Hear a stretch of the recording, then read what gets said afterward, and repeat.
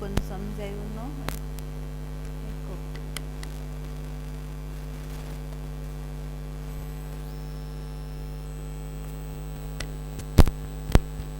સમજાયું ન હોય તો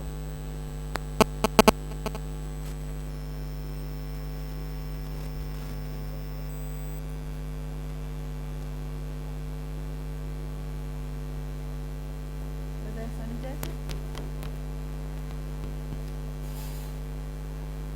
હવે મારો એક પ્રશ્ન છે કે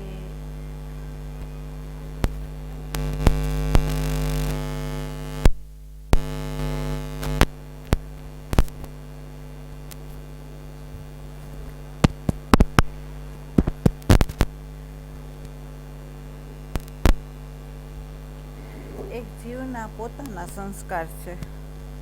એક જીવના પોતાના સંસ્કાર છે, બરાબર.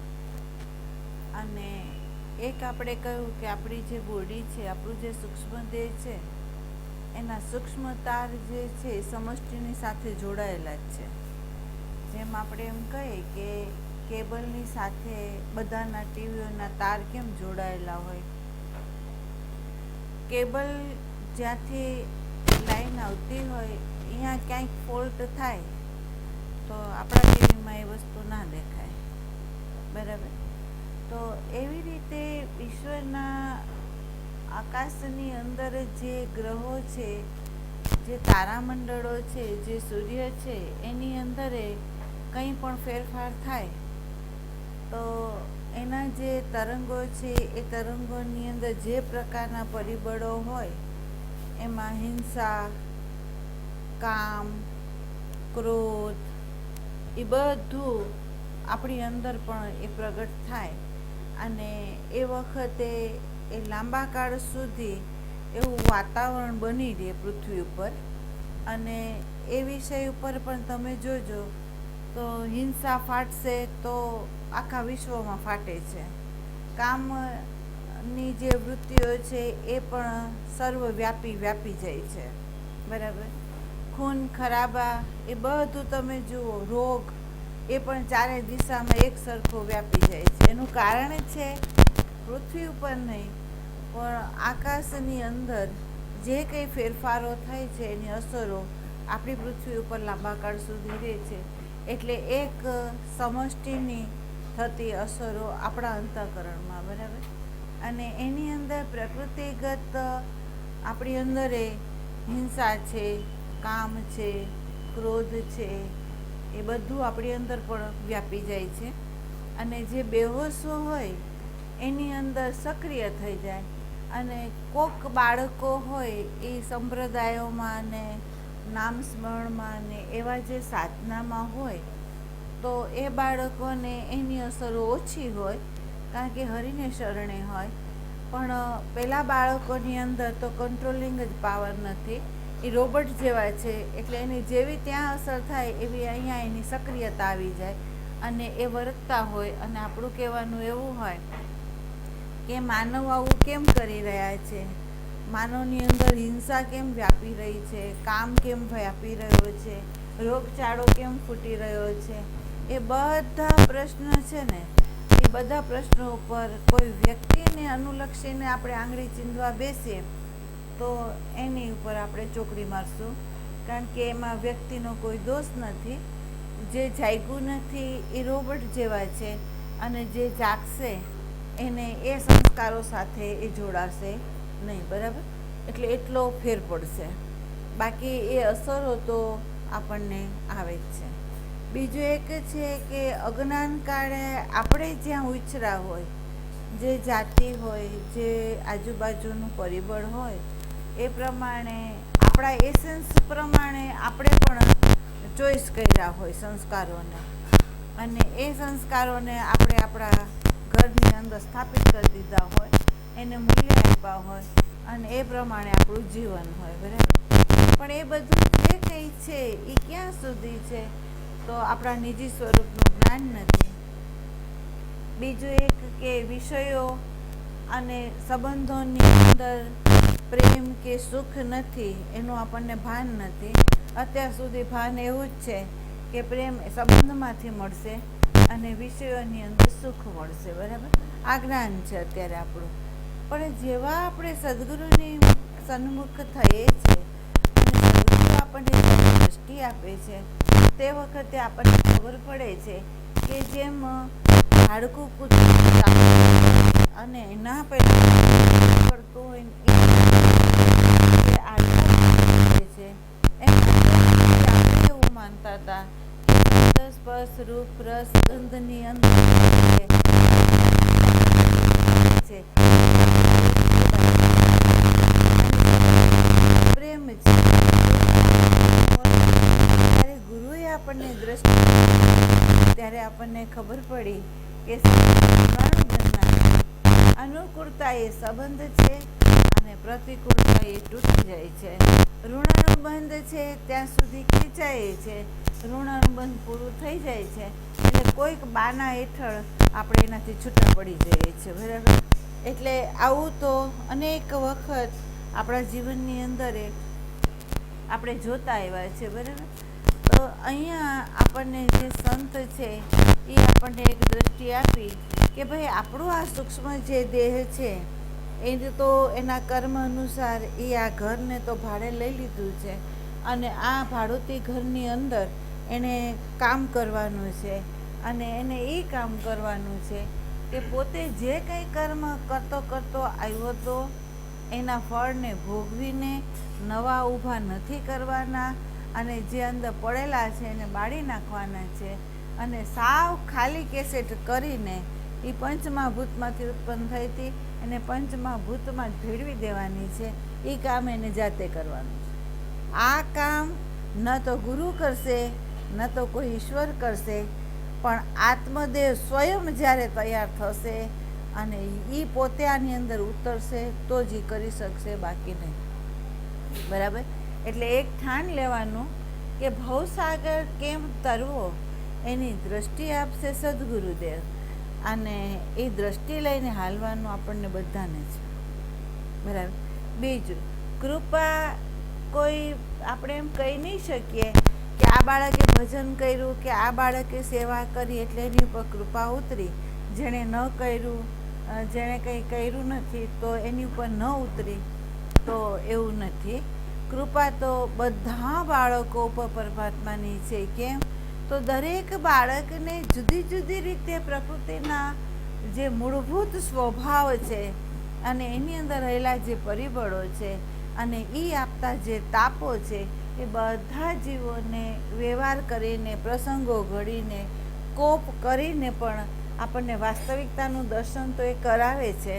પણ જીવ એવો છે કે જેને જ્યાં સુધી સ્વરૂપનું ભાન ના થયું હોય તો એ આ સંસ્કાર સાથે તાદાત્મ્ય થઈને એક બફર બનાવી દે અને બફર બનાવીને પોતાના અહંકારનું રક્ષણ કરી લે અને પાછળ જેમ હોય ને એમ એ વહેતો રહે છે. બરાબર, તો અહીંયા જેમ આપણે એમ કહીએ કે ચોથે માળે પાણીની ટાંકી હોય તો મ્યુનિસિપાલિટીનો ફોર્સથી એ પાણી ચોથે માળે ન ચડે એટલે આપણે ત્યાં મોટર મૂકવી પડે અને એને સ્ટાર્ટ કરીને પાણી ચડાવવું પડે. બરાબર, એમ અહીંયા પરિધિની અંદર આપણે એની સાથે એક થઈને વહી રહ્યા છે.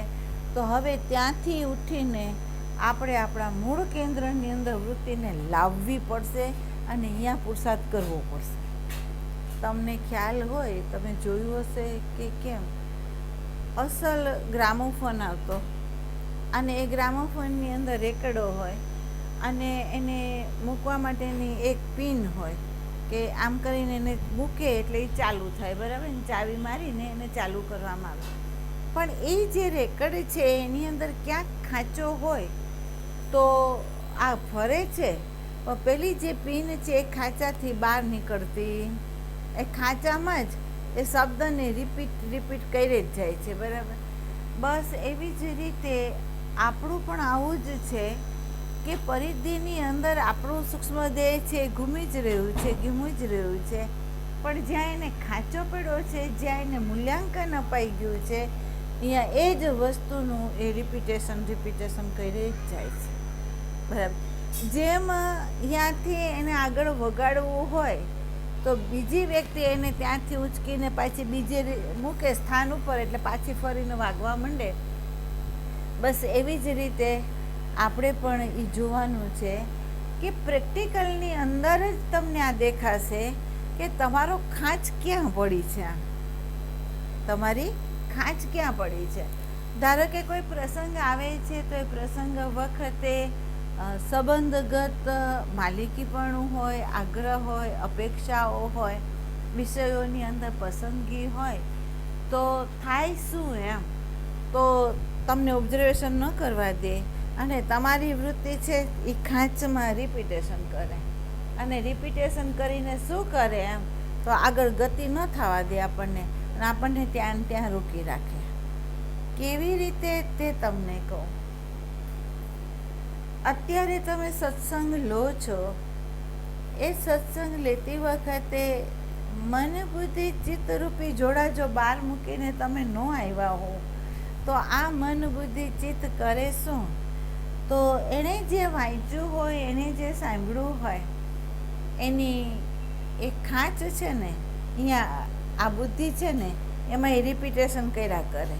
રિપીટેશન કર્યા કરે એટલે એ કરે શું, તો પહેલાં જે સત્સંગના માધ્યમ દ્વારા આવતો જે પ્રવાહ હોય એને રોકી દે અને અંદર જવા દે નહીં. વારંવાર વૃત્તિ શું કરે, તો પેલું સાંભળ્યું છે, વાંચ્યું છે, એની જોડે આપણને જોડાવી દે અને એનું ને એનું રિપીટેશન કરીને આપણને અંદર એની સાથે તાદાત્મ્ય કરાવી દે, અને સત્સંગ જે આવતો હોય એનાથી આપણને વિમુખ કરી દે અને આપણને ગતિ ના આપે. બરાબર. પણ વર્તમાનની અંદર જે હોશ રાખીને શ્રવણ કરવા બેઠો હોય તો એ શું કરે, તો કે એની વૃત્તિ ત્યાં ખાંચમાં આવી ગઈ છે, તો હવે એ શું કરશે, ત્યાંથી એને ઉઠાડી લેશે, પાછી એને નિષ્ક્રિય કરી દેશે અને એના પ્રવાહને એ આવવા દેશે. બરાબર. તો કેટલી જાગૃતિ જોઈએ છે એ તમે જુઓ. બરાબર. જાગૃતિને શીખવા માટે આપણે એમ કહીએ કે અમે શું કરીએ કે જેથી અમને જાગૃતિ રહે, અથવા અમે શું સાધના કરીએ કે જેથી અમારી અંદર નેક આવે, તો સીધીને સટ વાત છે કે જેમાં તમને રસ છે, જેની અંદર તમારું મૂલ્યાંકન છે, એનું સતત સ્મરણ રાખીને એમાં સભાન રહેવા માટે તમારે શીખવવું નથી પડતું. જેમ કોઈ વ્યક્તિ હોય એ ટ્રેનમાં સફર કરતી હોય અને એની પાસે લાખ રૂપિયો કે સોના ચાંદી જે ભેગું હોય, તો આપણે એમ કહીએ છીએ કે ભાઈ હવે સુઈ જા શાંતિથી, હું જાગું છું. પણ જે વ્યક્તિ લઈને જાય છે એ સૂઈ શકતી નથી, એ સભાન જ રહે છે. એક સહેજ પણ અવાજ આવે એટલે એ બેઠી થઈ જાય છે. કેમ, તો એની પાસે એને જેને મૂલ્યાંકન આપ્યું છે, જેમાં એનો રસ છે, એમાંથી એ વિમુખ થતી નથી. બરાબર. તો અહીંયા જો આપણી હર પલ હર ક્ષણ જાગૃતિ ન રહેતી હોય, આપણે એમાં સભાન ન થતા હોય, તો આ સીધી વાત છે કે આપણને એમાં રસ નથી અને આપણું એના પ્રત્યેનું મૂલ્યાંકન નથી. બરાબર. આ સ્પષ્ટ વાત છે. બરાબર. જો એ વ્યક્તિને એના પ્રત્યે મૂલ્યાંકન વધી જશે અને એમાં જ એનો રસ રહેશે, તો એને શીખવવું નહીં પડે કે હર પલ હર ક્ષણ કઈ રીતે જાગૃત રહેવું. બરાબર. આ સીધી વાત છે. એટલે અહીંયા આપણા અંતઃકરણની અંદર, આપણી આ સ્થૂલ બોડીની અંદર વ્યક્તિગત પણ પરિબળો છે, સમષ્ટિગત એ પરિબળ છે, અને એ બે પરિબળોથી આપણે ઉપર ઉઠવું છે. તો આપણે ઉપર ત્યારે જ ઉઠી શકીએ કે એક પછી એક પગથિયાં આપણે જો ચડતા જઈએ તો જ આપણે ઉપર ઉઠી શકીએ, નહીં તો આપણે ઉઠી શકીએ નહીં. બરાબર. એટલે તે દિવસે જે વિષય લીધો હતો એ વિષયની અંદર તમને ખાસ કહેવામાં આવ્યું છે કે 3 વસ્તુને સ્મરણમાં લેવી, સ્વરૂપમાં વિસ્મૃતિ નહીં કરવી, સ્મૃતિને સંગમાં નહીં લાવવાની, અને સ્વસ્વરૂપ છે એમાં સુરતા રાખીને પ્રકૃતિ રૂપી આ શરીર છે એને સાધન છે, એ સાધનનો કઈ રીતે ઉપયોગ કરવો એ આપણને સત્સંગ શીખવાડી રહ્યો છે.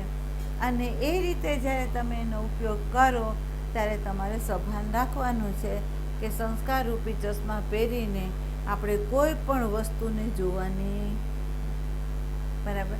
આપણે એના છાપોને અંદર પણ નથી લઈ જવી. બીજું, અંદર છે એને બહાર કાઢી નાખવી છે અને કોઈની સાથે આપણે જોડાવવું નથી, બરાબર. તો અહીંયા આપણને એણે કીધું મુક્તિ શેનાથી, તો કે આપણી જે આ ભ્રમણા હતી, સંબંધમાં પ્રેમ, વિષયોમાં સુખ, બરાબર, જન્મ અને મરણ અને સુખ અને દુઃખ, આ બધું મને છે એવું જે માનવું હતું એ બધી ભ્રમણાઓ છે અને એ ભ્રમણાઓથી આપણને એ મુક્ત કરે છે, બરાબર. હવે પેરેગ્રાફ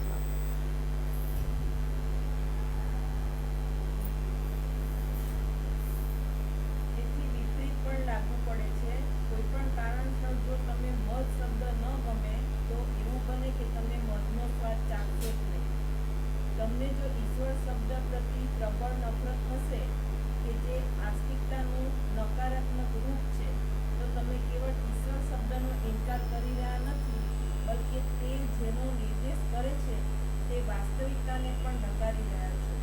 હા, એટલે હવે જોજો, આમાં એટલી બધી અણસમજ હોય છે આપણી અંદર. એમ એક સંત હોય એ આત્માને અનુલક્ષીને જ વાત કરે, બીજી વાત જ ન કરે. એ શું કરે? આત્માને અનુલક્ષીને વાત કરે. હવે આત્માનું લક્ષ્યમાં રાખીને જ્યારે અભિવ્યક્તિ કરે ને, ત્યારે એમ કે આત્મા માટે કોઈ સાધનની જરૂરિયાત નથી, કોઈ વસ્તુથી એ પ્રાપ્ત થાય એમ નથી, એ જન્મ નથી, મર્યો નથી, એને બંધન નથી, તો મુક્તિ ક્યાંથી હોય? એમ, બરાબર. એને કોઈ હલાવી જ ન શકે, એમ, બરાબર. આ આપણને શબ્દો આપવામાં આવે એટલે અહીંયા કાંઈ કરવાનું નથી એમ કીધું, પણ કાંઈ કરવાનું નથી એમ જે આપણને કીધું એ કોને લક્ષ્યમાં રાખીને કીધું? આત્માને લક્ષ્યમાં રાખી.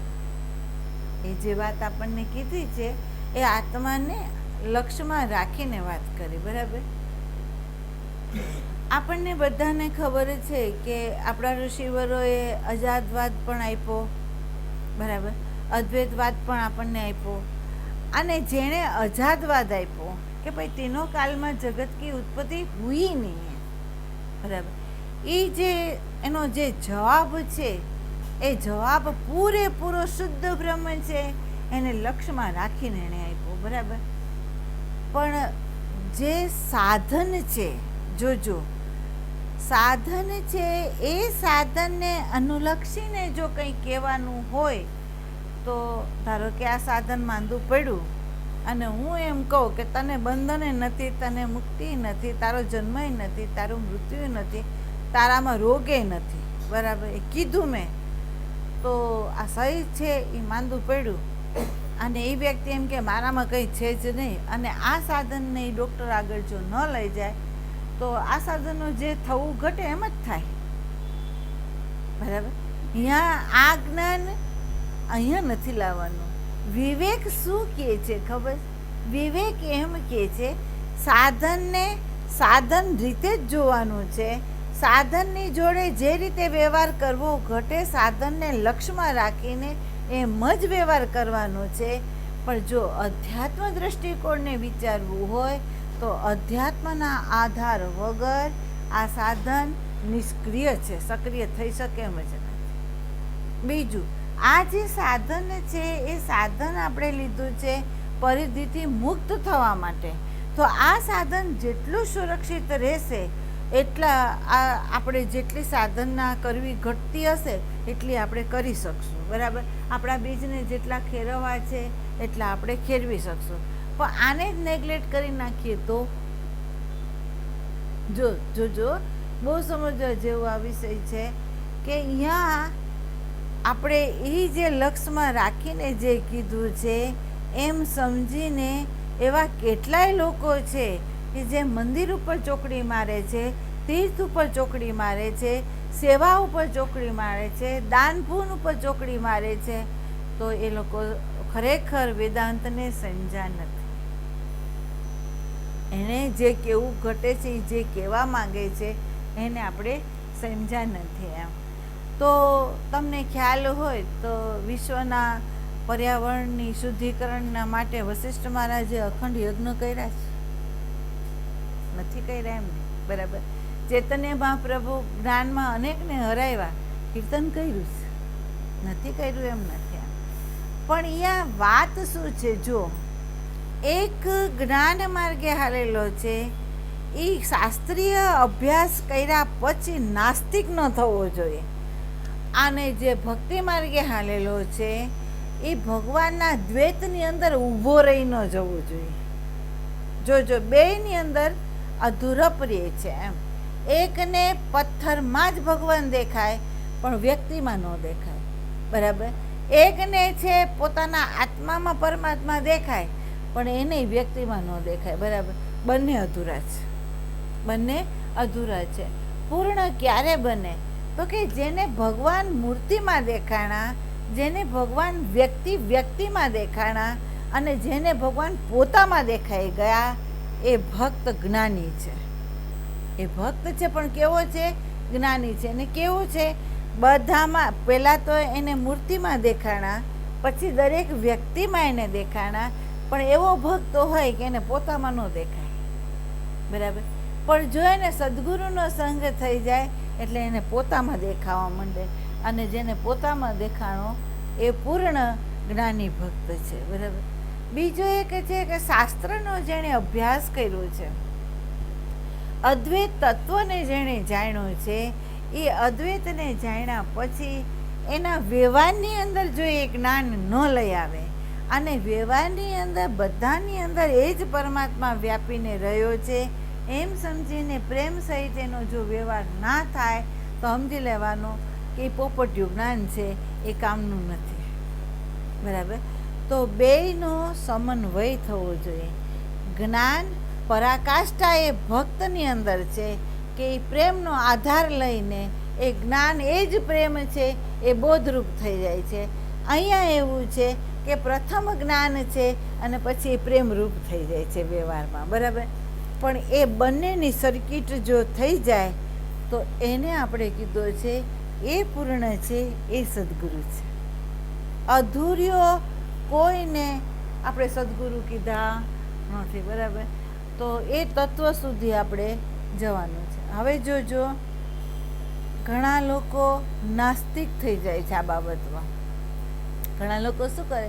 નાસ્તિક એવા જડવત થઈ જાય છે કે એને પછી એ ફિલિંગ્સ જ નથી રહેતું કે મારે ક્યાં કેવી રીતે વર્તવું, બરાબર. પણ જેને બધામાં પરમાત્મા દેખાઈ ગયા, જેને પોતામાં પરમાત્મા દેખાઈ ગયા, તો તમે વિચાર કરો, કેમ કે છે કે વાલ્યો લૂંટારો ખૂન કરી નાખતો હતો ત્યાં સુધી એને કંઈ જ નહોતું થતું, પણ જ્યારે એ વાલ્મીકી બન્યા ત્યારે પારેવડાને બાણ વાગ્યું ને તો એના આંખમાંથી આંસુ ગયા.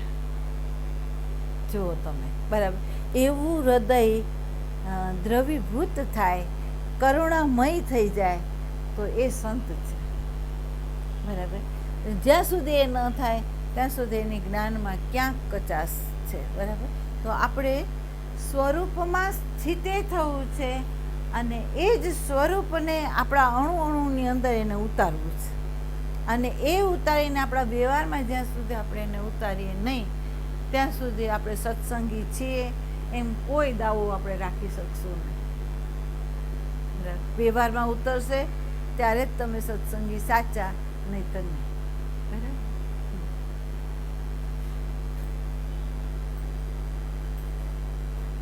તમે વાસ્તવિકતાનો અનુભવ કરવાની સંભાવનાથી સ્વયંને વંચિત કરી રહ્યા છો.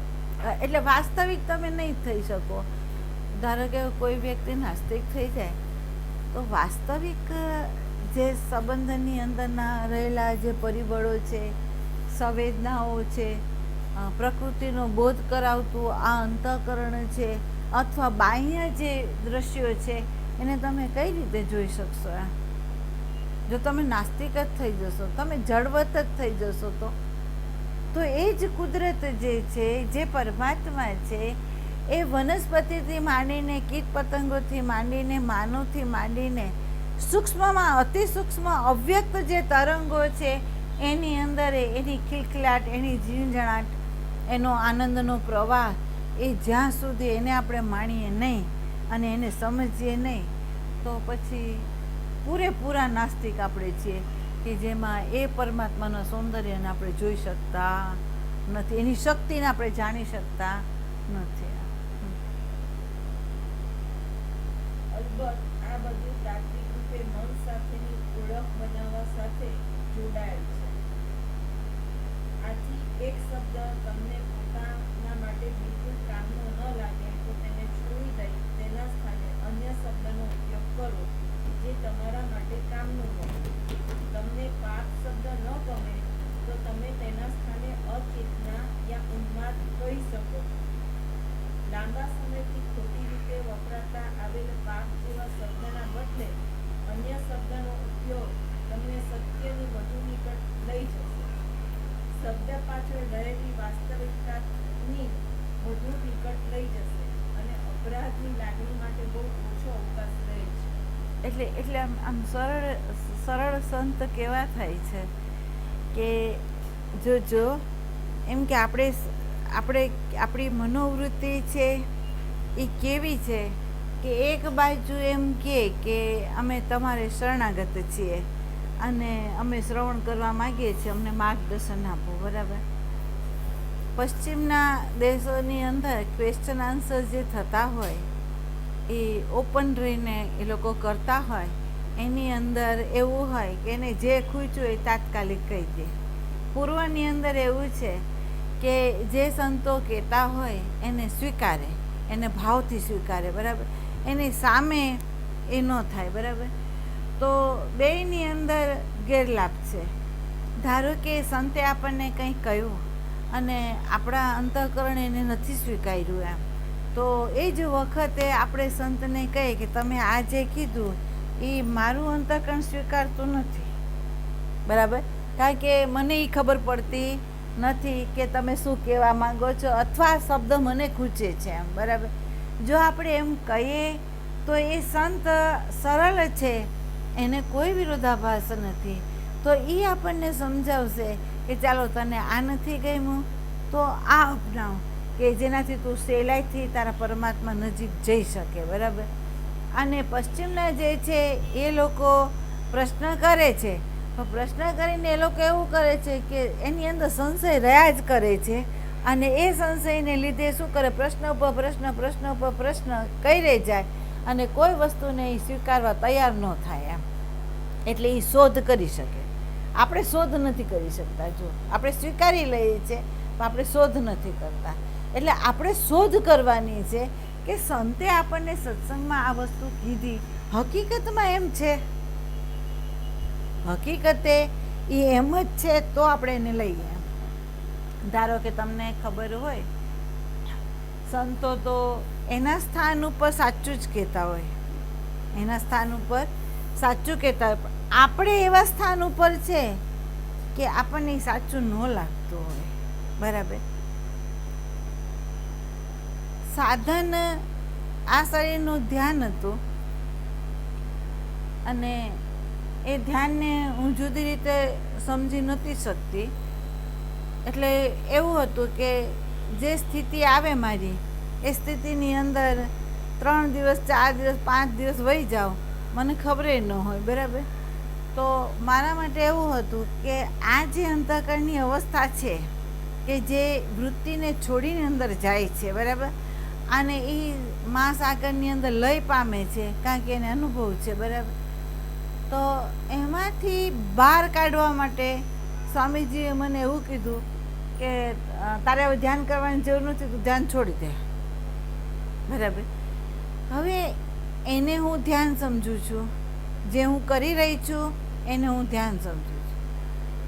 અને સ્વામીજી એને ધ્યાન નથી સમજતા, સ્વામીજી એને એ ધ્યાન નથી સમજતા, અને એણે મને કીધું તું છોડી દે. બરાબર. તો મારું અંતઃકરણ એ તૈયાર નહીં થયું. બરાબર. અને મેં કીધું એણે ભલે કીધું પણ હું તો આ નહીં છોડું. કેમ?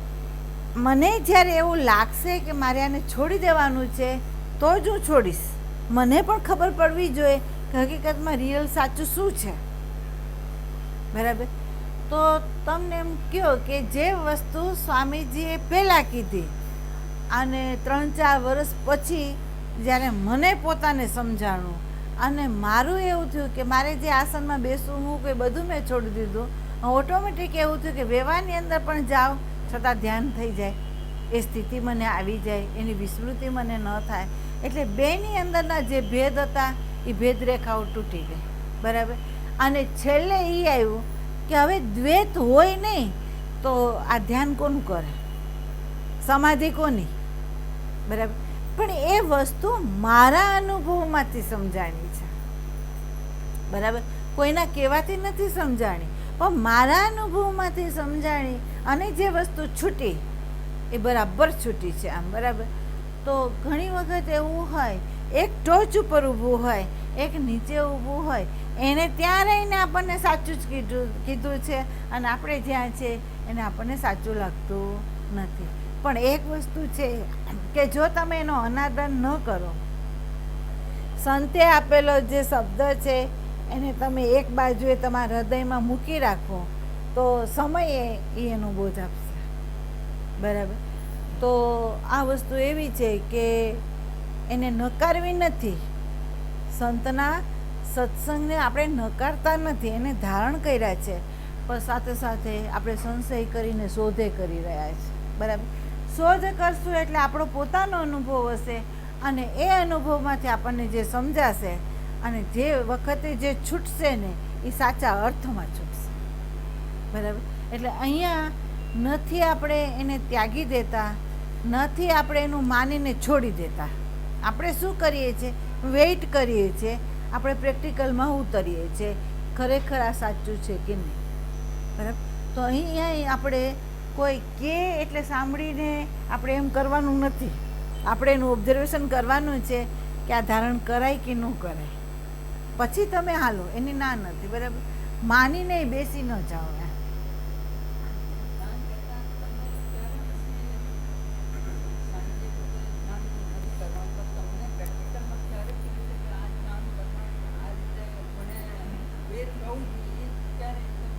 એટલે દ્વૈત એવી રીતે ન રહ્યું, સંજોગ એવા ઘડાણા કે એક પછી સંસારી વ્યવહારો એવા આવ્યા કે જેની અંદર મારે બહિરંગ ઉતરીને મારે કાર્ય કરવું પડે. શું છે પ્રોબ્લેમ?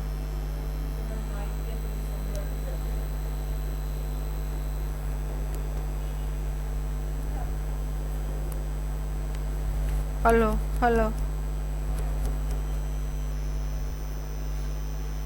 બહુ સમજવા જેવું છે આ વિષય. બેન એમ કહે છે કે તમને કેવી રીતે આ ખ્યાલ આવ્યો. તો પહેલો આગ્રહ ધ્યાનનો હતો, પછી એવા વ્યવહારો આવ્યા જેમાં બાળકો મોટા થાય એટલે આપણને ખબર છે કે બાળકોની સગાઈઓ થાય એટલે વ્યવહાર તો આવવાના એમાં. તો એ વ્યવહારની અંદર સંસારમાં રહેલી સ્ત્રી જ્યારે આ સાધના કરતી હોય તો એને સંસારીઓ છોડે નહીં, બરાબર. એને જે પ્રવૃત્તિ કરવાની હોય એ કરવી જ પડે, ત્યાં કાંઈ હાલે નહીં. તો એ વખતે વિરોધાભાસ કર્યા વગર જે કાળે જે પરમાત્મા કરાવશે ને એ મારે કરી લેવાનું છે અને આ ધ્યાનને છોડીને હું એમાં હાલું એમ. અને એ વ્યવહારની અંદર જ્યારે હું હાલીને ત્યારે મને પોતાને ખબર પડી છે કે શરીર જ્યારે જેટલી પ્રવૃત્તિમાં એ બહાર જાય ને એટલી જ આંતરસ્થિતિ જે છે ને એ વધારે પ્રગટ થતી ગઈ. કારણ કે એને પ્રેમ કોની સાથે છે તો પોતાના નિજી સાથે છે. જેમ તમને ખબર હોય કે કોઈ પ્રેમી જોડું હોય એ સાથે રહે એના કરતાં એને થોડોક વિયોગ આવે ને તો તમે જોજો કે શરીરથી જોડાયેલો હોય તો એ હૃદયથી એનું ચિંતન ન કરે, પણ જ્યારે શરીરથી દૂર જાય ત્યારે એનું હૃદય ચિંતન કરે. હૃદય ચિંતન કરે એટલે તમે સમજી લો કે પહેલાં સ્થૂળના સંબંધમાં હતો, હવે અંતઃકરણની સાથે સીધા સંબંધમાં આવ્યો, બરાબર. હવે જે સીધા સંબંધમાં આવે તો એ ઊંડો જાય કે છીછરો રહે. જેમાં પ્રેમ છે, જેને આત્મા પ્રત્યે પ્રેમ છે, એના સિવાય એને પ્રેમ નથી, તો એ પ્રવૃત્તિમાં જાય ઓના માટે એટલું જ વિરહથી વેદનાવાળું થાય, બરાબર. અને એ વેદના એને ખબર પડે, અને પછી ધીમે ધીમે એવું થયું કે એ વેદનાય છૂટી ગઈ, પણ એની પ્રગાઢતાનું ભાન થઈ ગયું કે જેટલી પ્રવૃત્તિમાં હું જાઉં છું એટલી જ એ સ્થિતિ બનાવી દે છે. બરાબર. અને સક્રિય અને નિષ્ક્રિયતા જે છે એ પણ આપણને સમજવા મળી કે ધ્યાનની પ્રગાઢ અવસ્થાની અંદર 5-6 દિવસ આપણને નાખી દે, પણ જ્યારે એમાંથી બહાર નીકળીએ અને એમાં જો ગુરુનો સંયોગ આપણને ન હોય તો જે એનર્જી આપણે 5-6 દિવસ બચાવી છે એ એનર્જીને આપણે ક્યાં નાખીએ? એમ જો આપણને ગુરુ ન મળ્યો હોય તો આપણે એ એનર્જીને ક્યાં વાપરીએ છીએ? તો આ શરીરને એવું હતું કે 5-6 દિવસ એ ધ્યાનની અંદર વયું જાય અને પછી બહાર નીકળે તો ઘરની અંદર અરાજકતા વ્યાપી ગઈ હોય. કેમ? તો કે બાળકો અને પુરુષો કંઈ કામ ન કરી શકે, એટલે કામ 4-5 દિવસનું વધી ગયેલું હોય તો એ કામની અંદર રજોગુણ એવો વ્યાપે કે 3-4 દિવસની અંદર એ કામમાં પૂરેપૂરું બહાર નીકળી જાય. બરાબર. પહેલી એનર્જી જે છે એને ઓબ્ઝર્વેશનમાં નાખવાની હોય, એને બદલે એ પ્રવૃત્તિમાં નાખી દે. બરાબર. તો એ ધ્યાનનું કોઈ વેલ્યુ રહે નહીં. એ ધ્યાનની જે વેલ્યુ છે ને એ ન રહે. કેમ? તો એ બીજ નથી ખેરવતો. એ બીજ છે ને એ નથી ખેરવતો. પણ જ્યારે સદગુરુ આપણને મળે, સદગુરુની આપણને દ્રષ્ટિ મળે, ત્યારે આપણને ખબર પડી કે 5 દિવસ શું મહિનો ધ્યાનમાં જાય અને પાછો બહાર નીકળે ત્યારે એને ઘર અને એનો અહંકાર જો એને દેખાય તો એ ધ્યાન નકામું છે. સાચું ધ્યાન એ છે કે જ્યારે એવી સ્થિતિમાંથી એ પૂરો પ્રકાશ લઈને જ્યારે એ બહાર નીકળે છે એનર્જી સાથે, ત્યારે એના ઓબ્ઝર્વેશનમાં એને જોવાનું છે કે આ બધું ભલે રહ્યું, મને કોઈ ઉત્પાત નથી ને, મને આની કોઈ વેલ્યુ નથી ને, હું જે વહું છું એમાં સભાન છું ને, મારી અંદર કોઈ એવા પરિબળો નથી ને કે જે આ વસ્તુને નકારે છે. બરાબર. અને એ ઓબ્ઝર્વેશન જ્યારે સાચું શરૂ થયું ને ત્યારે જ આ સમજાયું છે કે ધ્યાન કોનું કરવું? મારાથી બીજો કોઈ છે જ નહીં, ધ્યાન કોનું કરીશ? બરાબર. અને બીજું એક છે કે એક એવી સ્થિતિ છે કે જે સ્થિતિની અંદર વૃત્તિ નથી. એક એવી સ્થિતિ છે જેની અંદર વૃત્તિ નથી. વૃત્તિ નથી તો અંતઃકરણની અવસ્થાને પ્રકાશે કોણ? વૃત્તિ જ નથી તો અંતઃકરણની અવસ્થાને પ્રકાશે કોણ? તો એક એમ કે ન્યાય દર્શન ભણીને એક સંત આવ્યા અને એને સ્વામીજી આપણા ઘરે મોકલ્યા ને એને એમ કીધું કે તમે પ્રશ્ન એમને કરજો. અને એણે મને પ્રશ્ન કર્યો, તમને સમાધિ લાગી? બરાબર. પણ જેને એ વસ્તુની ખબર પડી ગઈ, જેના અનુભવમાં એ વસ્તુ આવી ગઈ, ત્યારે મારે એને કહેવું પડ્યું કે જો આ શબ્દથી તમને હું અભિવ્યક્ત કરીને કહું કે મને સમાધિ લાગી, તો મને સ્વામીજી લાગી જ નથી. અને હું મૌન છું, તમારે જે સમજો એ સમજો, આપ સંત છો. બરાબર. તો હવે વિચાર કરો, જાણું છું, ખબર છે, સમાધિ લાગી, સાક્ષાત્કાર થયો, પ્રશ્ન ઉઠાડો, કોને થયો? જેને થયો એ રિયલ છે કે જેને થયો એ જાણ્યું એ જાણનારો સાચો છે? કોણ સાચું આમાં? બરાબર. હવે જાણનારો સાચો છે એની સમજ જેને આવી ગઈ, તો અંતઃકરણની અવસ્થા હોય કે બહારના એના ગમે એટલા પરિબળો એની અંદર અભિવ્યક્ત થતા હોય, અષ્ટસિદ્ધિને 9 નિધિઓ રમતી હોય અને એની અંદર ચમત્કારો હોય, તો પ્રભાવિત એવો સંત નહીં થાય કે જેને આ ખબર પડી છે. બરાબર. એને તરત જ ખબર પડશે કે ભાઈ તને આ પ્રભાવ છે, કારણ કે તે હજી આત્માને નથી જાણ્યો. પણ જેણે આત્માને જાણ્યો છે એના પ્રકૃતિની કોઈ વસ્તુ પ્રત્યે એનો પ્રભાવ નથી. બરાબર. તો એ સમજ છે. સમજથી આપણી અંદર આપણા જ દર્શનમાંથી જે સમજ પ્રગટ થાય ને એ સાચી છે. બીજાની જે સમજ છે એ આપણને કામ આપતી નથી. એટલે વાસ્તવિક દર્શનનો અર્થ શું થાય? જે વસ્તુ જેવી છે એવી જ જોવી, એને કોઈ પણ કલર ચડાવીને નહીં જોવું ને, એ વાસ્તવિક દર્શન થાય. અને વાસ્તવિક દર્શન કોને થાય? તો આ સંતે કીધું કે એક પાપ શબ્દથી તમને પ્રોબ્લેમ થયો છે, તો શબ્દ શબ્દના અર્થ, ઊંચા નીચું, અહંકારની મોટાઈ, લઘુતા, આ બધું તમને જો લાગતું હોય તો તમે એનાથી વંચિત રહી જશો. તો હવે તમે એમ કરો કે તમને જે ઠીક લાગે ને એ પાપના બદલે એક શબ્દ બીજો તમારે જે મૂકવો હોય મૂકો. બરાબર?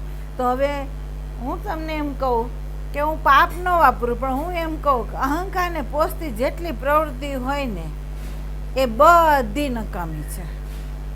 બરાબર? એ પરિધિમાં ઘુમાવે છે. બરાબર? અને આત્માને પોષતી જે પ્રવૃત્તિ હોય એ આ પરિધિથી તમને મુક્ત કરે છે. તો અહીંયા પાપ અને પુણ્ય બેય મેં તમને કીધા, પણ મારા શબ્દોની અંદર ફેરફાર થઈ ગયા. બરાબર?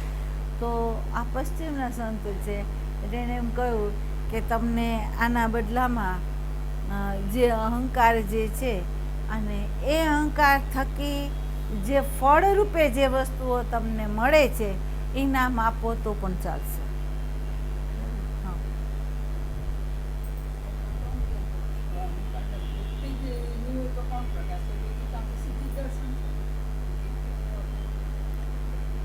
હવે જોજો, બહુ ઊંડા સમજજો. એક વસ્તુ છે કે નદી સાગર સુધી ગઈ, હજી સાગરમાં ભળી નથી, પણ સાગરની સન્મુખ થઈ ગઈ. આવતા આવતા એ સાગરની સન્મુખ થઈ ગઈ. એટલે સન્મુખ થઈને અહીંયા આપણે એમ કહી શકીએ કે એના દર્શનમાંથી સાગરની સમજ પ્રગટ થઈ. બરાબર? પણ હવે આ નદી સાગરમાં જ ભળી જાય તો હવે દર્શન કોનું?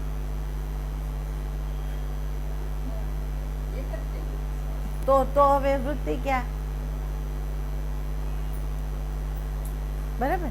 એટલે સાધક હાલે છે એના માટે શબ્દની હારમાળાઓ છે, પણ સાધક જ્યારે સાધ્ય થઈ ગયો ત્યારે નથી. ત્યાં શબ્દ નથી, ત્યાં દર્શન નથી, ત્યાં ત્રિપુટી એક થઈ ગઈ છે. બરાબર?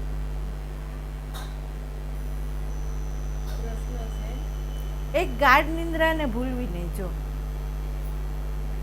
આમ સ્પષ્ટ સમજવું હોય ને તો એક સ્વપ્નને બરાબર સમજો. આ શરીરે જે જ્ઞાન લીધું છે સ્વપ્ન માધ્યમ દ્વારા, અને સુષુપ્તિને બરાબર દ્રઢ રાખી છે એણે. કારણ કે મને માએ એવી રીતે શીખવાડેલું. સ્વપ્નમાં એમ કે આટલી હિતા નામની આવડી નાની નાડી છે અને એની અંદર આખું વિશ્વ પ્રગટ થયું, એમાં કેટલાય સંબંધીઓ પ્રગટ થયા અને એમાં નદી નાળા બધું છે, અને એ વખતે આપણે એની અંદર છીએ એટલે આપણને બધુંય સાચું લાગે છે. એની અંદર આપણી પાસે એવી કોઈ શક્તિ નથી કે એમાંથી આપણે આમ નદી બાજુ જતા હોય તો આપણે આગળ એવી શક્તિ નથી. નદી નહીં, જંગલ બાજુ જવું છે એમ આપણે જઈ ન શકીએ. જેમ છે એમ જ જોવું પડે, એમ જ સ્વીકારવું પડે. એમાં કોઈ ફેરફાર આપણે કરી શકતા નથી. કરી શકીએ છીએ? નહીં. જાગીને જોયું તો ત્યાં કોઈ નહોતું, તો એ બધા ક્યાં ગયા? એ કેવી રીતે ઉત્પન્ન થયા બધા? કેવી રીતે પંચમહાભૂત કેવી રીતે મિશ્રણ થઈ ગયું? કેવી રીતે નદી નાળાને બધું બન્યું? કેવી રીતે ત્યાં વ્યક્તિઓ ઊભી થઈ ગઈ? અને તમને એ એક ભાન થયું કે નદી આગળથી હું જતી હતી, મારે જંગલ બાજુ જવું છે પણ હું જઈ નથી શકતી. જે છે દ્રશ્ય જે આવી રહ્યું છે, જે ફળ એ આપી રહ્યું છે, એમાં હું કોઈ ફેરફાર નથી કરી શકતી. મારે સ્વીકારવું જ પડે છે, બીજું કાંઈ નથી થતું મારાથી. બરાબર? બસ એવી જ રીતે આ જાગ્રત સ્વપ્ન છે. એ સ્વપ્નની અંદર જેને જ્ઞાન નથી થયું, જેને સત્સંગ નથી મળ્યો, એવો જે બેહોશ વ્યક્તિ છે ને, એને તો આ સમજતીને આ જાગ્રત સ્વપ્ન છે ને એ જેમ હાલી રહ્યું છે ને એ એમ જ હાલ્યો જાય. એની અંદર એવી શક્તિ નથી કે આ પરિધિમાંથી પોતે નીકળીને બહાર આવ્યા. બરાબર? એ જેમ જેમ એને સમાજનો ઢાંચો ચલાવે, જેમ ધર્મનો ઢાંચો ચલાવે, એ જેમ ચાપ દાબે અને આપણે ચાલતા થઈ જઈએ અને એ રીતે જ આપણે કાર્યરત થઈ જાય. આપણી સ્વયંની કોઈ બુદ્ધિ ત્યાં નથી. બરાબર? જેમ સ્વપ્નું છે એમ જ આ જાગ્રત સ્વપ્નું છે. બરાબર? પેલું ક્ષણ 5 કે 6 સેકન્ડ માટે છે આ તમે એમ સમજો તો 48 કલાક માટે પણ છે, પણ છે સ્વપ્ન જ, બરાબર. કારણ કે આમાંય આપણે હજી જાગ્યા નથી, પેલા જેમ પહેલામાં નથી જાગ્યા એમ આમાંય નથી જાગ્યા. જેમ પહેલું સપનું છે એમ આ સપનું છે, બરાબર. આપણે કહે છે આ રીતે પંચમહાભૂતો ભેગા થયા. અરે ભાઈ, તું જાગ્યો નથી એટલે કેવું પડે છે, બાકી પંચમહાભૂતો કોઈ ભેગા નથી થયા. આ તારા સ્વપ્નોમાં છે બધું, બરાબર. બીજું, ગાઢ નિંદ્રા છે. એ ગાઢ નિંદ્રાની અંદર તમે જુઓ તમારી મનોવૃત્તિ નથી, ત્યાં વિરમી ગઈ છે, બરાબર. હવે વિરમી ગઈ છે, એક રસ થઈ ગઈ છે, તો જાગ્રતનું જે જગત છે, સ્વપ્નનું જે જગત છે એ ત્યાં નથી, બરાબર. હવે ત્યાં નથી તો ત્યાં શું છે? તો કે કંઈ જ નથી ને એવો ભાસ છે, અને એવો ભાસ જે છે કંઈ નથી એનું જ્ઞાન કરાવનારો ત્યાં ઊભો છે. કંઈ નથી એવું જ્ઞાન કરાવનારો ત્યાં ઊભો છે, અને એ ઊભો હોય તો જ આપણે જ્યારે જાગીએ છીએ ત્યારે આપણને ખબર પડે છે ત્યાં કંઈ જ નહોતું, કોઈ જ નહોતું. પણ કોઈ નહોતું ત્યાં પોતે હતો, બરાબર. તો સમાધિ જે શૂન્યમાં સમાધિ જે છે, નિર્ભીજ સહિતની જે સમાધિ છે અને સહજ સમાધિ છે એ આવી જ છે. ફેર એટલો જ છે, એકની અંદર અજ્ઞાન છે, એકની અંદર જ્ઞાન છે, એકની અંદર બીજ છે, અને એકની અંદર કાંઈ જ નથી, બરાબર. બીજ છે એટલે ઉઠે છે, એટલે પાછો એ બીજ અનુસાર વિચાર કરવાનું શરૂ કરી દે છે.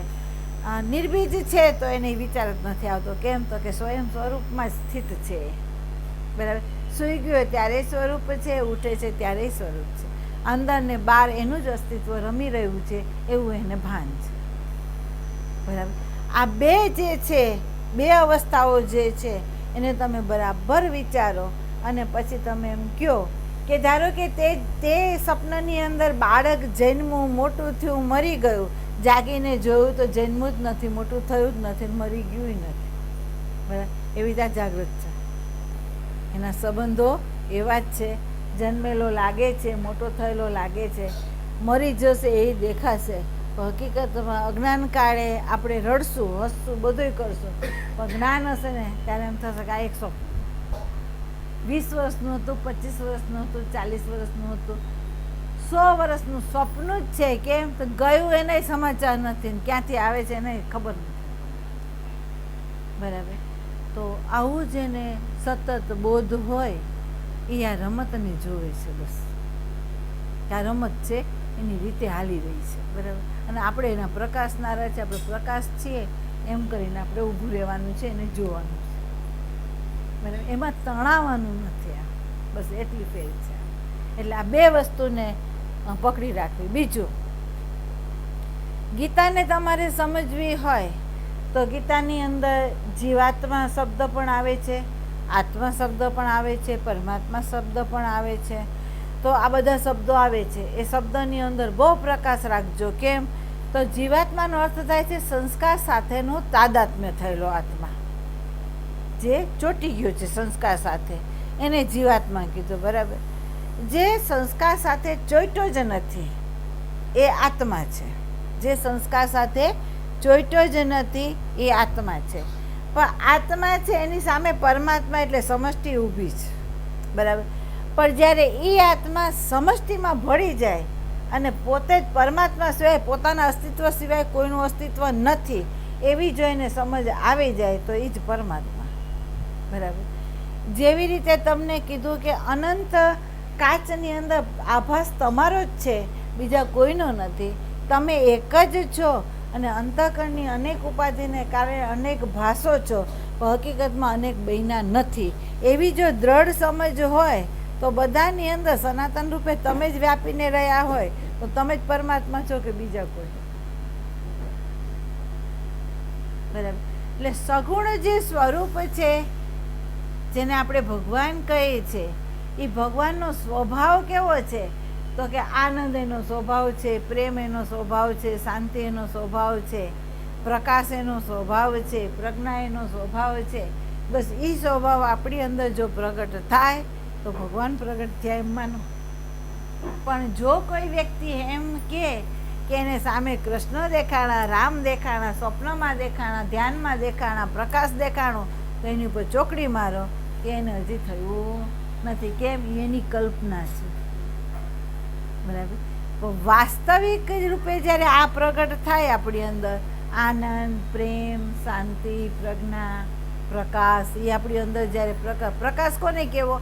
તો કે કોઈ વ્યક્તિ આંખ બંધ કરી દે ને એને પ્રકાશ દેખાય, એ પ્રકાશની વાત હું નથી કરતી. હું એ પ્રકાશની વાત કરું છું કે અંતઃકરણની અંદર સહેજ પણ તમે વ્યવહારની અંદર આવો અને એ વ્યવહારની અંદર તમારી અંદરથી ઉઠતા જે પરિબળો હોય એને તમે જોઈ શકતા હો ને, તો સમજી લેવાનું કે તમારી અંદર પ્રકાશ આવી ગયો છે.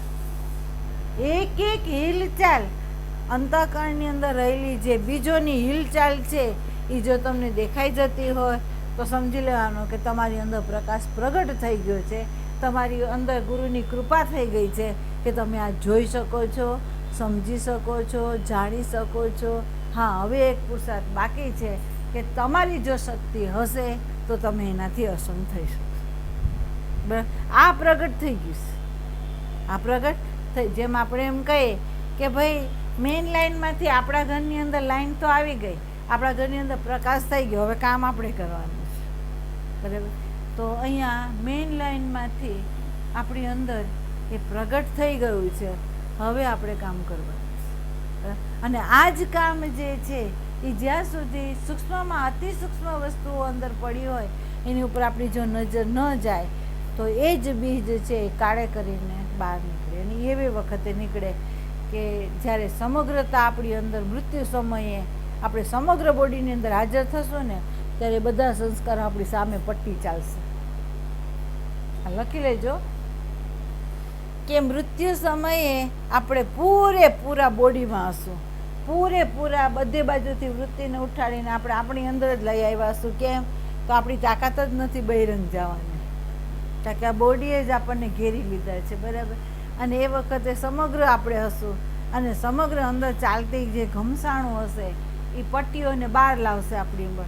અને એ વખતે જો એક પટ્ટી સાથે તાદાત્મ્ય થઈ ગયા, તમે ચિંતન કરતા થઈ ગયા, તો સમજી લો કે તમારી જાગૃતિ ગઈ અને યમરાજા એટલે કાળે તમને ગ્રહણ કરી લીધા. બરાબર.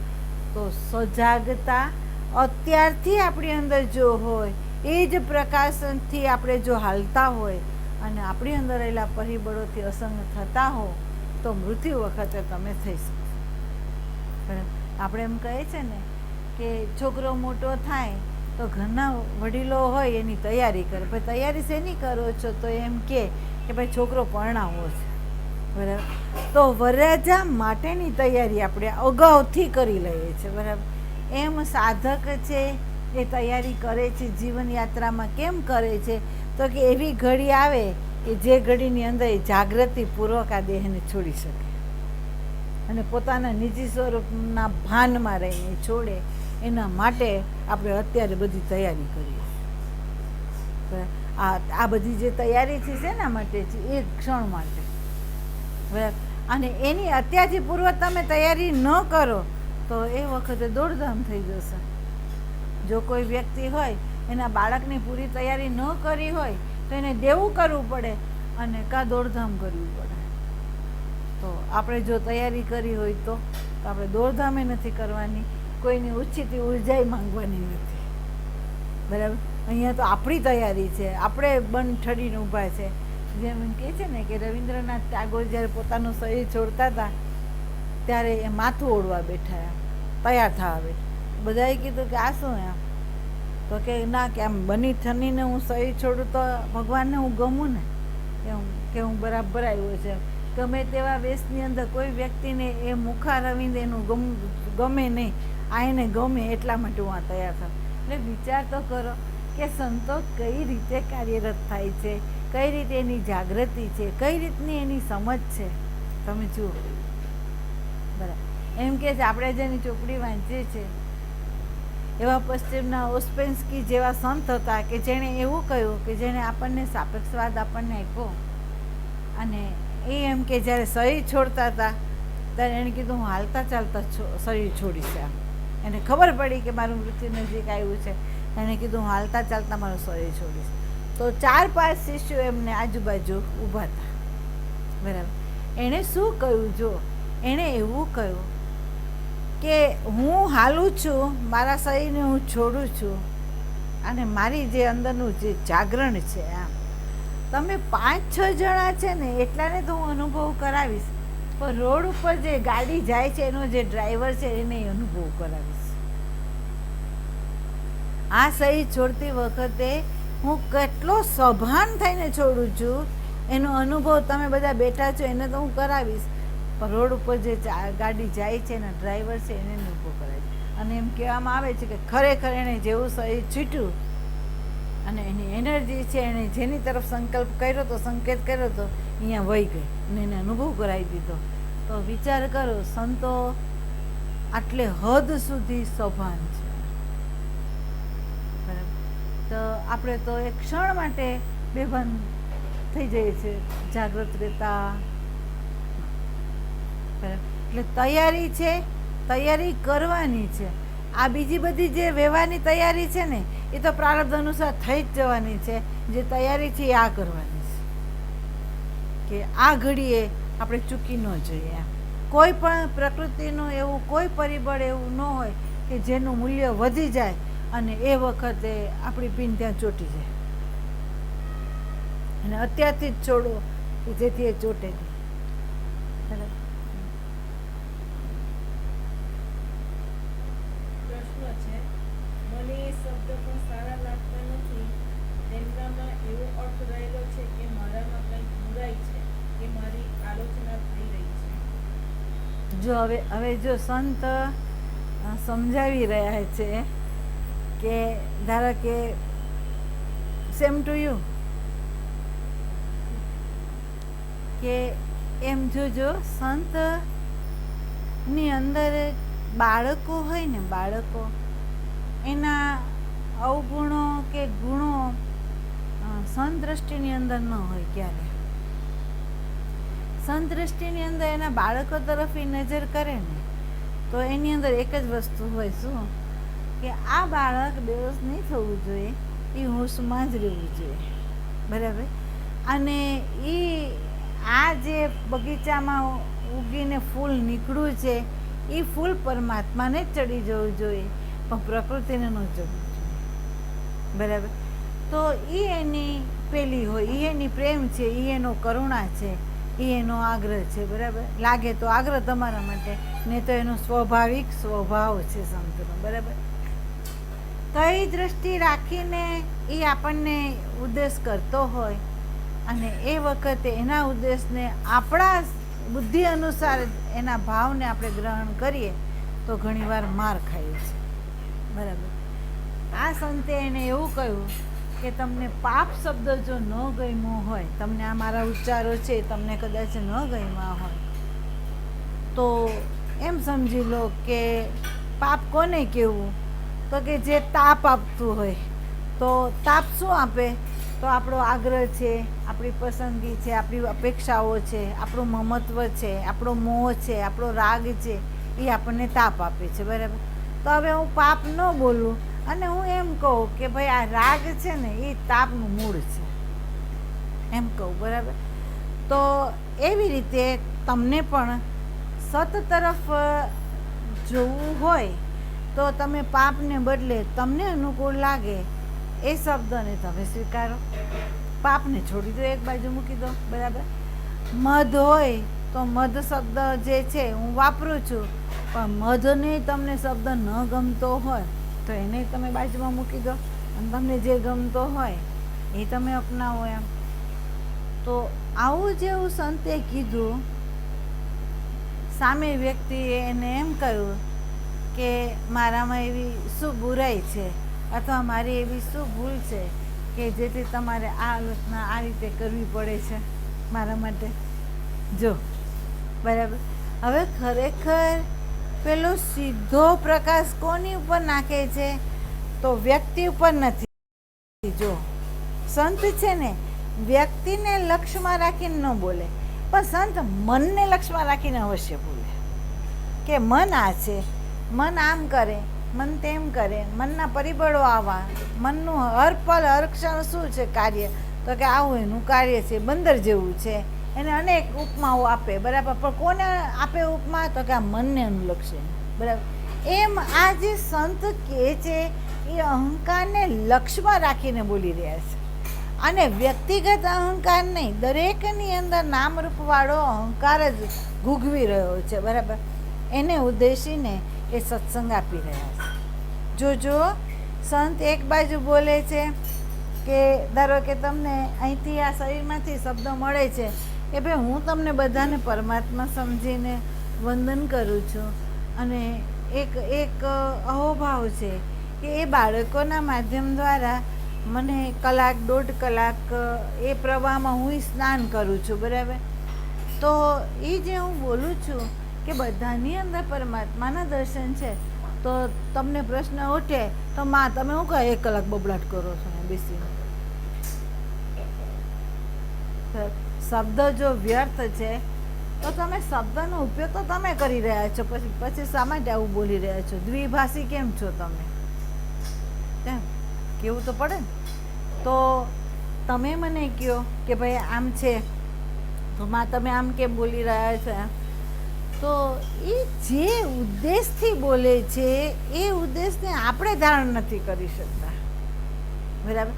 ધારણ નથી કરી શકતા. બીજું, આપણે આપણા અહંકારને જ પકડીને ઊભા છે. હજી આપણે ઊભા છે ક્યાં?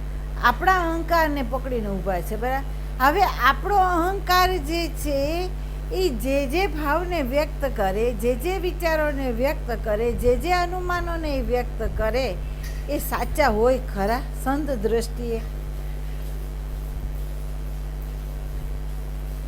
બરાબર. સંતની દ્રષ્ટિ સીધી આત્મદેવ ઉપર છે, બરાબર. અને એ અભિવ્યક્તિ કરે છે તો તમારી અંદર રહેલો અહંકાર ને અહંકારનું આખું માળખું છે એને અનુલક્ષીને એ અભિવ્યક્ત કરે છે. એ ઠુકરાવે છે કોને? તો તમારી અંદર રહેલા અહંકારને. એ ગુસ્સો કરે છે કોની ઉપર? તો તમારી અંદર રહેલા અહંકાર ઉપર. તમારા આત્મદેવ ઉપર તો એ ગુસ્સો જ ન કરી શકે, એ તો એની કરુણા છે, બરાબર. તો આ જે વલણો એના અંદર જે થતા હોય એ સૂક્ષ્મ દેહ અનુલક્ષીને એનું થાય છે. તો એ સામો જીવ છે, એ નાદાન છે. એટલે એમ કહી દે છે કે આનો અર્થ એમ થયો કે મારામાં કંઈક એવી બુરાઈ છે. જોજો એ બોલે છે શું? મારામાં. એટલે એમ કરીને અહંકાર બચવા માંગે છે. કેવા શું માંગે છે?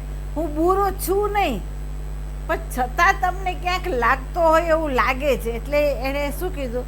મારામાં કોઈ એવી બુરાઈ છે એટલે તમે આ રીતે વ્યવહાર જે કરો છો. જેવી રીતે કોઈ વ્યક્તિને અહંકારની ચોટ લાગી ગઈ તો સંત શું કે, બેટા તને આ રીતે હું નથી કહેવા માંગતી, પણ હકીકતની અંદર અહંકારની અંદર આવું બધું હોય તો આપણે એમાં સંભાળવાનું છે. બસ એમ કરીને એણે મૂકી દીધા.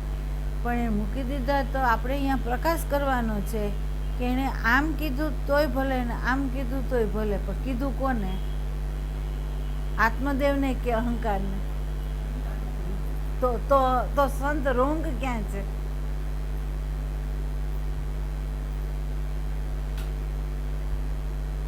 જો સંત રોંગ ક્યાં? તો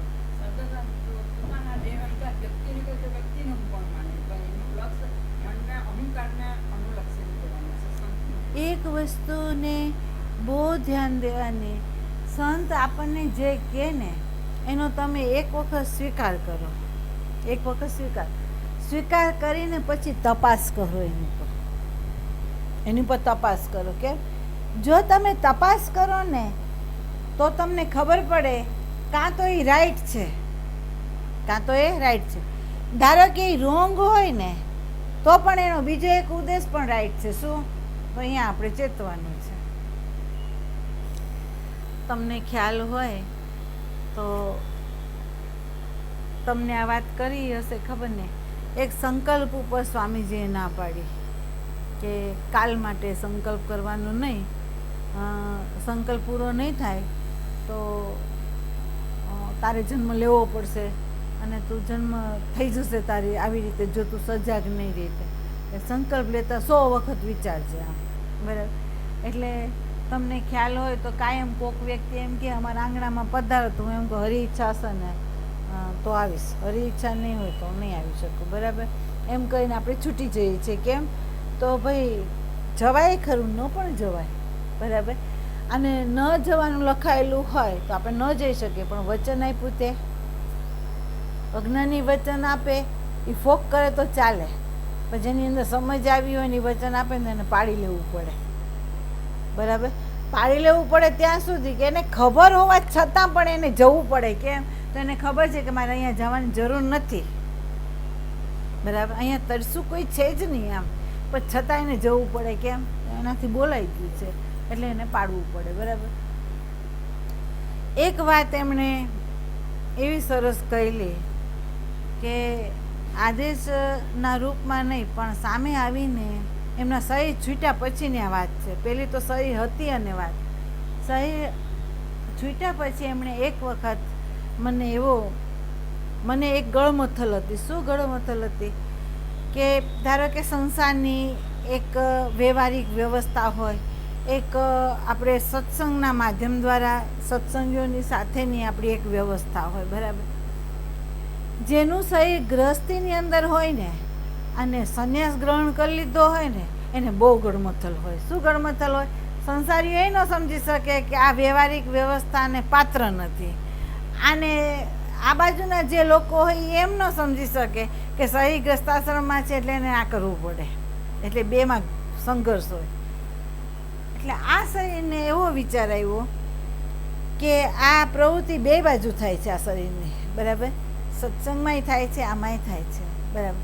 આમાં કોઈ કર્મના એવા પરિબળો નથી ને કે જેથી આ શરીરને કોઈ ભોગવવું પડે. ક્યાંય હું કર્મની અંદર તો હું ચૂકતી નથી ને કે જેમાં એને બંધાવવું પડે. આમ એ પ્રશ્ન ખૂંચતો હતો મને. બરાબર. અને સદગુરુ તો એવા છે કે જેના બાળકને કોઈ પ્રશ્નને ગૂંચવાવા ન દે. કેમ?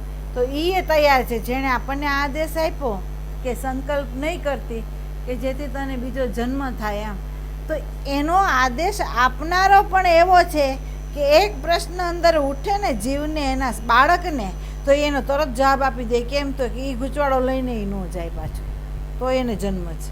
બરાબર. તો એણે આન્સર તરત જ આપ્યો કે ભાઈ તારા કર્મ બળીને ખાક છે, એને આ બાબતમાં તું ક્યારેય વિચારતી નહીં કે તને કર્મ બાંધે છે. આમ બરાબર. તમે કહો બાપુ તો મને કોઈ ગૂંચવાડો જ નથી, તમે કીધું ને બસ. એમ બરાબર. કેટલા વર્ષ પછી, જેનું શરીર છૂટ્યા પછી કેટલા વર્ષ થઈ ગયા અને એનું સૂક્ષ્મ શરીર સામે તે વખતે પ્રગટ થયું કે જે વખતે મને આ ગૂંચવાડો સતત સતાવી રહ્યો હતો. આમ અને એ વખતે મને એક શબ્દ જતાં જતાં કીધો કે ધારો કે ગુરુ હોય, શિષ્યમાંય બંધાઈ જાય. ગુરુ હોય ને એ ગૃહસ્થીમાં ન બંધાય, પણ પછી શિષ્યમાં બંધાઈ જાય, આશ્રમમાં બંધાઈ જાય, ક્યાંક તો બંધાઈ જાય. મને એવું કહેવામાં આવ્યું કે આ બાળક જે છે તને જે આપવામાં આવ્યો હતો એ બાળકમાં તને રાગ નથી ને. આ બાળક તને આપ્યો, વિનુ તને આપ્યો છે, તો એમાં તને રાગ નથી ને. તો એ વખતે હું એમ બોલી, અત્યારે લઈ જાઓ છો તો હું તૈયાર છું, અત્યારે મારું સૂક્ષ્મ શરીર લઈ જાઓ તૈયાર છું. બરાબર. મને એવું કંઈ છે જ નહીં બાપુ, તમે કહો એટલે હું તૈયાર. એમ એ તો કહી દીધું મેં. બરાબર. પણ એ તો વયું ગયું અને એનર્જીનો ફોર્મ એટલો આવ્યો કે એ વખતે હું ધ્રુજી ગયેલી ને ઊભી થઈ ગયેલી. અને એ વખતે મને ક્વેશ્ચન ઉઠી ગયો કે જેનો ધુરંધર બાપ હોય એ આ એક વાક્ય આપણને આપે છે તો એ મૂર્ખ નથી કે આપણને આ વાક્ય આપ્યું. એને એ મૂર્ખ નથી. બરાબર. એની પાછળ એનો કોઈક સંકેત છે, આપણને આપવા માટે એને કોઈક સંકેત આપ્યો છે. એ તો અંતર્યામી છે, તો જાણે છે કે એને રાગ છે કે નથી. તો શું કરવા બોલ્યા? બરાબર. અને એ બોલ્યા પછી આ શરીરે એની ઉપર કામ કર્યું કે મારે એ જોવાનું છે મારા ખૂણે ખાચરે ક્યાંય પણ એની માટે રાગ નથી. બરાબર. તો એની અંદર સભાન રહેવું અને છેક સુધી રહેવું એ ગુરુનો આદેશ આપણને જે કહી ગયો, સંકેત કરી ગયો, એ સંકેત એમને એમ નથી. એને ક્યારે ઉતરવું પડે, એની અસલી સ્થિતિમાંથી એ ક્યારે આપણા માટે નીચે આવે. તો આપણી ક્યાંક ભૂલ થતી હોય તો આવે ને, એમને એમ તો ના આવે. બરાબર. અને ભૂલ ન થઈ જાય એની જાગૃતિ આપવા માટે પણ એ તો આવે. તો બાળક એમ કહે કે મારામાં નથી છતાં શું કરો તમે આમ કીધું, એ વિરોધાભાસ લાવીએ તો, પણ આપણે એને સ્વીકારીએ તો આપણી અંદર ખૂણે ખાંચરે હોય તો નીકળી જાય, અને ન હોય તો કોઈ વાંધો નથી. બરાબર. તો ગુરુનું એક એક વાક્ય છે એ તમે સમજી લો કે અણમોલ છે, મોતી છે, અમૃત છે, એને પીવું પડે આપણે.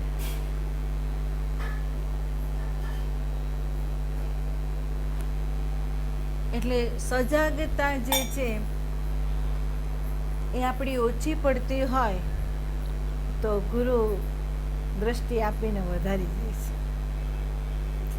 ગુરુ કોઈને પકડતો નથી અને પકડે ને તો એને છોડતોય નથી. આ હકીકત છે.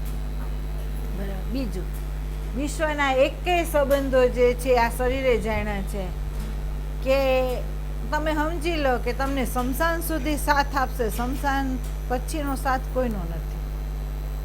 બીજું, તમારા અંતઃકરણની અંદર કયા ખાંચ છે એ આપણી આસપાસની વ્યક્તિ આપણા સહયોગમાં હોય ને તોય જાણી નથી શકતી. જો આપણે ન જાણતા હોય તો સહયોગમાં હોય કોણ જાણે. ગુરુ તત્વ એવું છે, આપણી અંદરનું તો જાણે છે અને એ કાઢે પણ છે. એ કાઢે છે. તો હવે તમે વિચાર કરો, સતત જાગ્રત કોણ આપણી ઉપર? આપણી ઉપર ચોકી પહેરો કોનો છે? તો હવે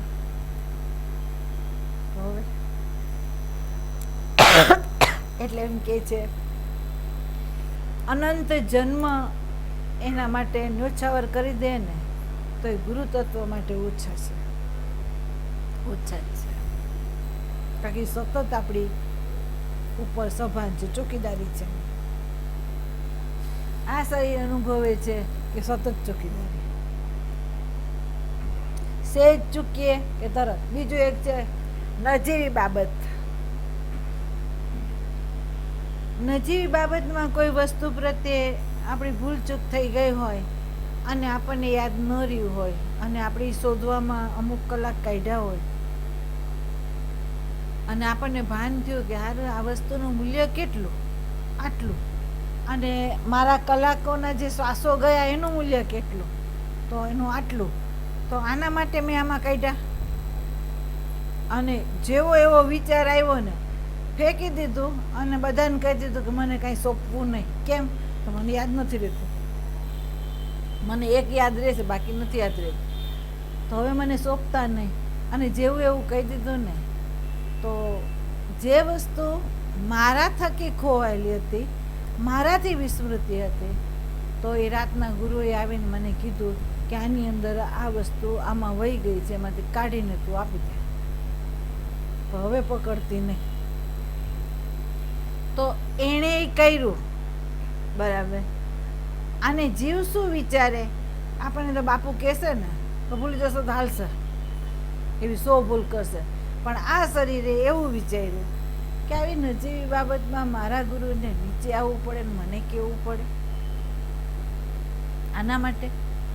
તો હવે પછી આપણે એ પકડવાનું જ નહીં કે જેથી એને આવીને કંઈક કહેવું પડે, એને કંઈક કરવું પડે, એવું નહીં. બરાબર.